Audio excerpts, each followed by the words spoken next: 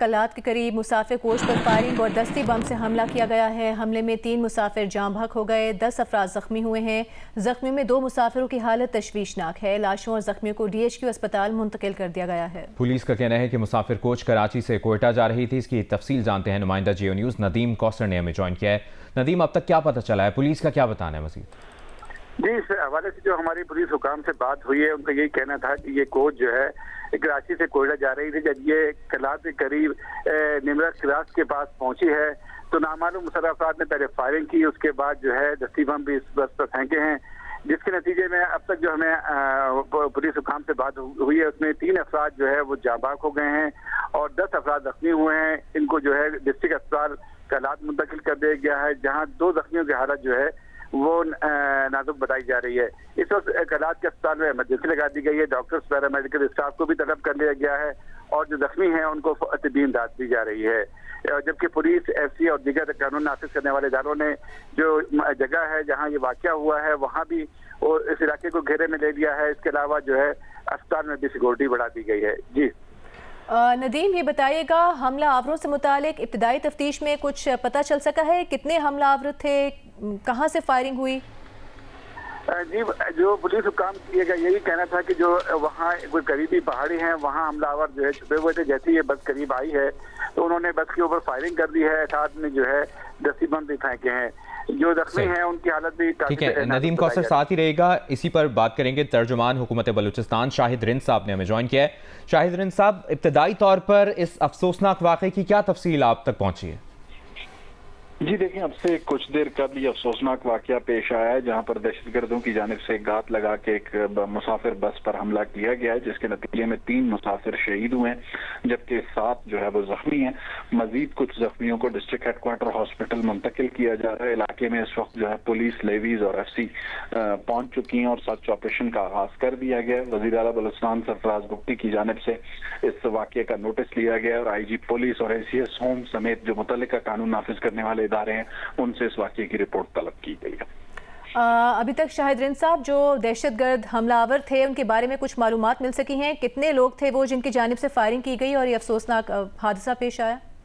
دیکھیں، بظاہر جو انیشل اطلاعات ہیں اس کے مطابق جو دہشت گرد ہیں وہ گھات لگا کر بیٹھے ہوئے تھے اور انہوں نے مسافر بس کو روکا ہے اور پھر اس پر حملہ کیا ہے۔ روکنے کے بعد ابھی تک کی جو انیشل انفارمیشن ہے اس میں ہم کاؤنٹ کو تو کنفرم نہیں کر سکتے کہ دہشت گردوں کی تعداد کیا تھی، لیکن دونوں طرف سے جو ہے نا وہ سڑک کو بند کرنے کی۔ اور ابھی تک کیا معلومات ہیں؟ کتنے مسافر جاں بحق، کتنے زخمی ہوئے؟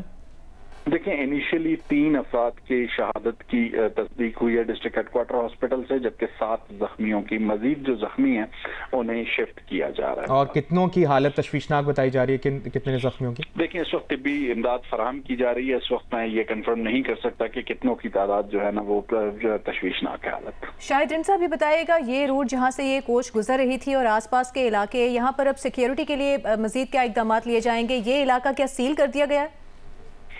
دیکھیں، اس وقت اس علاقے کو کارڈن آف کیا گیا قانون نافذ کرنے والے اداروں کی جانب سے اور جو متعلقہ اس کے ساتھ جو ایریاز ہیں اس میں سرچ آپریشن کا بھی آغاز کر دیا گیا ہے اور دہشت گردوں کو فالو کر رہی ہیں سیکورٹی فورسز، لیکن اس وقت پہلی پرائرٹی جو ہے زخمیوں کی منتقلی ہے ڈسٹرکٹ ہیڈ کوارٹر ہاسپٹل، اس پہ کام کیا جا رہا ہے۔ اور آپ جس طرح بتا بھی رہے ہیں، قریب ترین اسپتال DHQ اسپتال کلات ہے جہاں پر ایمرجنسی نافذ کر دی گئی۔ جی بالکل۔ اور جتنے بھی افراد مسافر زخمی ہوئے ہیں فائرنگ کی زد میں آ کر، کیا تمام زخمی اس وقت منتقل کیے جا چکے ہیں؟ جی دیکھیں، یہ پروسیس اس وقت جاری ہے۔ ترجمان بلوچستان حکومت شاہد رند صاحب جیو نیوز سے گفتگو کر رہے تھے۔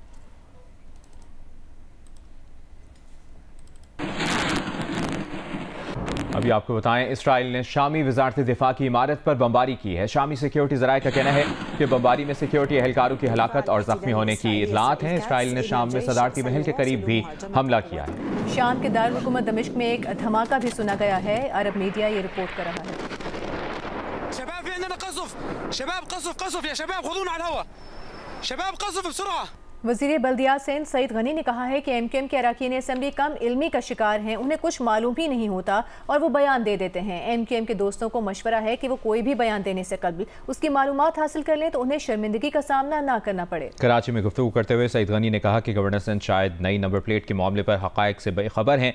नई नंबर प्लेट कल्चर वाली नंबर प्लेट नहीं है। दुनिया भर में इस तरह की जदीद टेक्नोलॉजी से मुज़य्यन नंबर प्लेट्स बनाई जा रही हैं। इनका मकसद जाली नंबर प्लेट्स का खात्मा, जराइम की रोकथाम और गाड़ी चोरी होने पर इसकी फौरी बरामदगी है। तर्जुमान दफ्तर ख़ारजा शफ़क़त अली खान ने कहा है कि पाकिस्तान में ईरानी सफ़ीर को एहतराम की नज़र से देखा जाता है। ईरानी सफ़ीर का पाक ईरान ताल्लुकात के फ़रोग़ में अहम किरदार है। पाकिस्तान में ईरान के सफ़ीर पाकिस्तान के पड़ोसी मुल्क के सफ़ीर हैं। बतौर ईरानी सफ़ीर उन्हें तमाम सिफारती मराहत और इस्तिस्ना हासिल है। आज अमरीकी FBI ने दावा किया है कि पाकिस्तान में ईरानी सफ़ीर अमरीका को मतलूब हैं। रज़ा अमीरी मुकद्दम पर अमरीकी रिटायर्ड खुसूसी एजेंट के इक़वाम में मुलव्वस होने का इल्ज़ाम लगाया गया है।